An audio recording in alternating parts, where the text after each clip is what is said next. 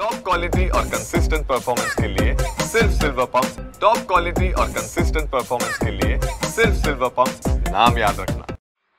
नालासोपाऱ्यातल्या dumping आणि मलनिस्सारांच्या जागेवर उभा राहिलेल्या 41 इमारतीवरती तब्बल 23 जानेवारीपासून सलग कारवाई सुरू आहे। आज आठवड्याच्या पहिल्या दिवशी सुद्धा अशाच प्रमाणे कारवाईला सुरुवात झालेली आहे।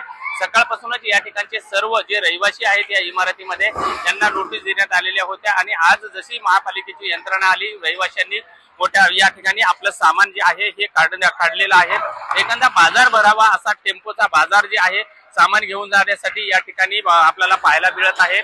लोक मनाने अतिशय हतबल झालेले आहेत आणि मात्र शेवटी नाविलाज आहे, आपलं सामान काढल्याशिवाय पर्याय नाही या भावनेमधून आता लोक स्वतःहूनच सामान काढत आहेत। महापालिकेकडून या ठिकाणी यांना रहिवासी असल्याचं प्रमाणपत्र सुद्धा दिले जात आहे, मात्र स्वतःच्या हक्काचं छत आपल्या या कारवाईमध्ये निघून जात आहे, याचं दुःख कुठेतरी मोठ्या प्रमाणामध्ये आहे।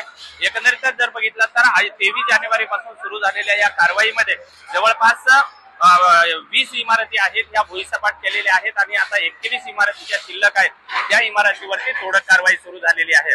संपूर्ण इमारती तोडेपर्यंत महापालिका अशीच कारवाई करणार असं प्रशासनाकडून सांगण्यात आलं आहे। विजय गायकवाड, TV9 मराठी, नालासोपारा।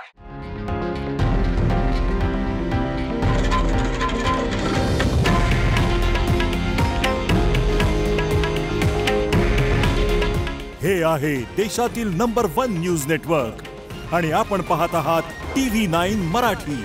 काळजी तुमची, हित महाराष्ट्राचं।